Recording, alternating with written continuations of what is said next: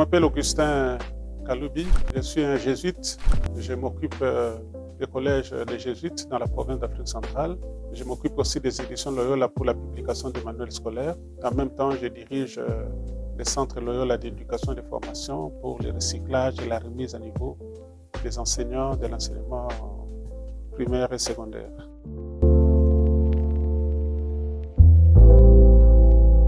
Pour moi, la Trinité, c'est un concept essentiel et central dans la théologie chrétienne. Elle désigne l'unité de Dieu en trois personnes, le Père, le Fils et le Saint-Esprit. Et elle est essentielle à la foi chrétienne parce qu'on le retrouve presque dans toutes les formes de prière que nous énonçons ou que nous formulons devant Dieu ou entre nous. Toujours, on se réfère au Père, au Fils et au Saint-Esprit. Et là, ça reste quand même assez essentiel pour la foi chrétienne.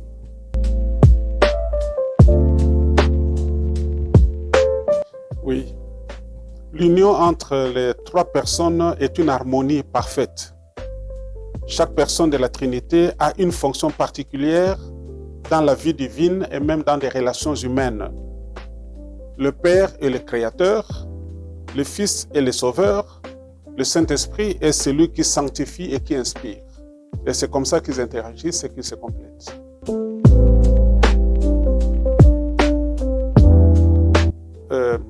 Il faut d'abord préciser, je crois, quand nous parlons de mystère. Dans le sens courant, le mystère, c'est ce qui est secret, c'est ce qui est caché, c'est ce qui est inaccessible, ce qui est absurde. Mais dans le langage chrétien, le mystère est une vérité révélée par Dieu et qui est au-delà de la compréhension ordinaire de l'être humain. C'est une vérité révélée, ne signifie pas qu'elle est contraire à la raison humaine, mais plutôt qu'elle fait appel à la foi pour suppléer aux limites de la raison humaine. Donc c'est quelque chose que nous possédons d'abord dans la foi, que nous pouvons comprendre dans l'intelligence, mais la foi doit suppléer pour que nous puissions mieux comprendre la profondeur des vérités qui sont révélées et que nous appelons mystère.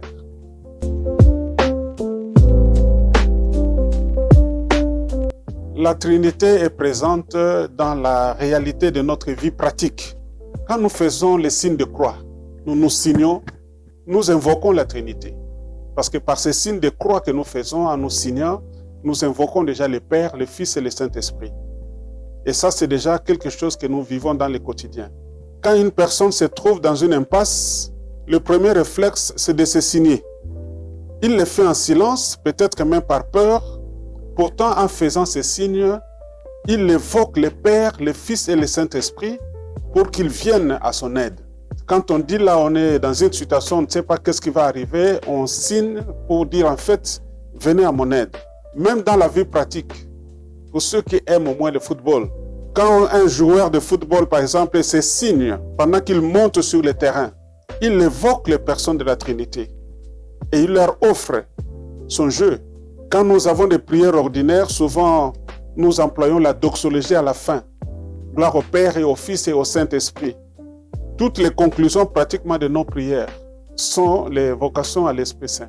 Au début, nous nous signons, c'est la Trinité. À la fin, gloire au Père et au Fils et au Saint-Esprit, c'est encore la Trinité. On est baptisé au nom des trois personnes de la Trinité. Je te baptise au nom du Père et du Fils et du Saint-Esprit. Quand le prêtre bénit les personnes ou même les objets, il le fait au nom de la Trinité. Je bénis au nom du Père et du Fils et du Saint-Esprit. La profession de la foi évoque la Trinité. Quand nous faisons notre credo, nous rappelons que Dieu est Père, le Fils est Sauveur et que l'Esprit Saint sanctifie. Tous les sacrements pratiquement évoquent la Trinité. Pas seulement le baptême, même la confirmation, il y a toujours des signes de croix que l'on fait. Tous les sacrements, en fait, si on considère, c'est là que nous voyons que la Trinité est toujours présente dans la foi au quotidien. Et donc, c'est difficile qu'on puisse s'en passer, même si extérieurement, on n'exprime pas sa foi en la Trinité, mais on les vit. On vit cette conviction, on vit cette foi. Ça répond un peu, ça revient à ce que j'ai dit tout à l'heure. L'évocation des personnes de la Trinité, le Père, le Fils et le Saint-Esprit. C'est ça qui parcourt un peu presque l'administration de tous les sacrements dans l'Église. Oui, c'est par la manière dont nous vivons la Trinité dans le quotidien. On peut lui dire, par exemple, quand tu te signes, tu évoques la Trinité. Quand tu clôtures une prière, tu évoques la Trinité. Et cette personne n'a pas besoin de faire d'études de théologie. Par exemple, quand vous me posez ces questions, quand je réponds, je suppose que tous ceux qui vont lire ne seront pas forcément catholiques, ne seront pas forcément non plus les gens qui ont fait la formation théologique. Sur YouTube, c'est tout le monde qui peut consulter et chacun doit pouvoir comprendre un peu de quoi il s'agit, qu'il soit catholique ou non, qu'il ait la formation théologique ou non, parce qu'il va partir de ce qu'on vit tous les jours dans la réalité de notre prière.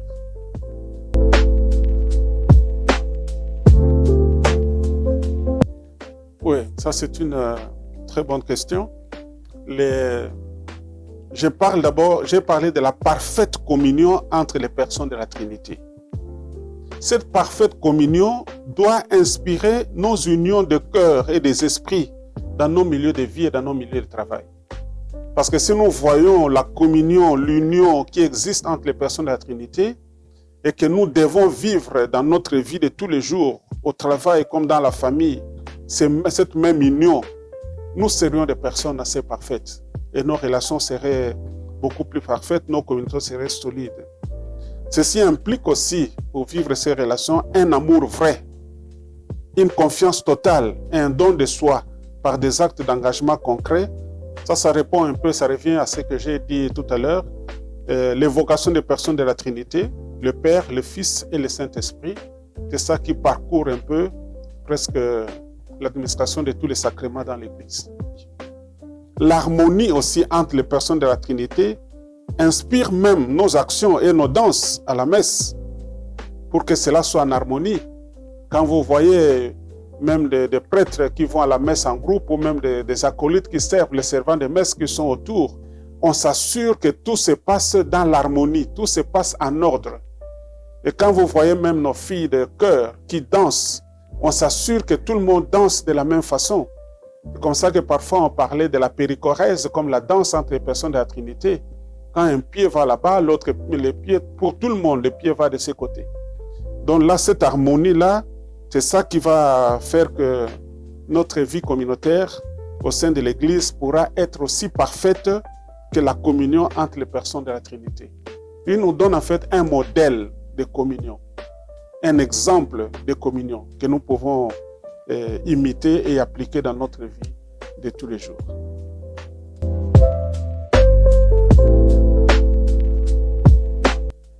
Oui, dans l'Ancien Testament, on évoque le Dieu unique, le Dieu d'Abraham comme un Dieu unique. Il est le créateur du ciel, de la terre et de tout ce que la terre et le ciel contiennent. Créateur de l'univers, on pourrait dire. Et ceci est vrai pas seulement pour l'Église catholique, mais même pour toutes les religions monothéistes. Par exemple, à l'islam, on évoque aussi le Dieu d'Abraham comme le Dieu créateur. Le judaïsme évoque le Dieu d'Abraham comme le Dieu créateur. Dans le christianisme, nous le faisons aussi. Et donc, dans les Écritures, on voit, surtout dans l'Ancien Testament, cette grande dimension du Dieu créateur. Et dans le Nouveau Testament, nous voyons davantage les trois personnes en Dieu qui reviennent. Quand Jésus envoie les disciples, il dit « Baptisez au nom du Père et du Fils et du Saint-Esprit ». Quand Jésus dit « Moi et le Père, nous sommes un. Je pars et je vais vous envoyer l'Esprit Saint ». Donc tout ça, c'est pour évoquer, c'est dans l'Écriture que nous voyons comment la Trinité se constitue. Donc elle était déjà présente dans toute l'Écriture, même si le dogme est sorti un peu plus tard. Et d'ailleurs, même dans l'Évangile de Saint Jean, Jésus dit même avant que Moïse ne soit, je fus. C'est pour dire en fait qu'il existait depuis le début de la création. Et donc le Dieu qui est Père, qui est Fils, qui est Saint-Esprit, le même qui a existé, existe et existera toujours.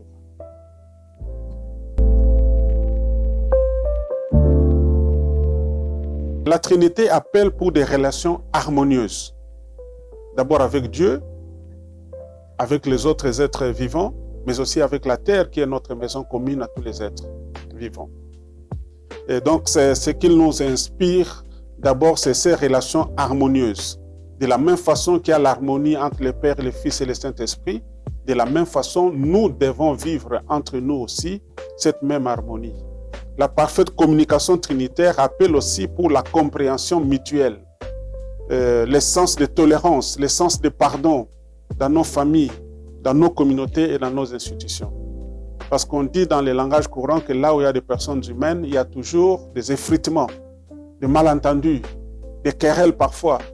Mais ici, pour que nous vivions à l'image de la Trinité, on nous demande de dépasser tout ce que la nature humaine pourrait créer entre nous, en développant le sens de compréhension, le sens de pardon, le sens de tolérance.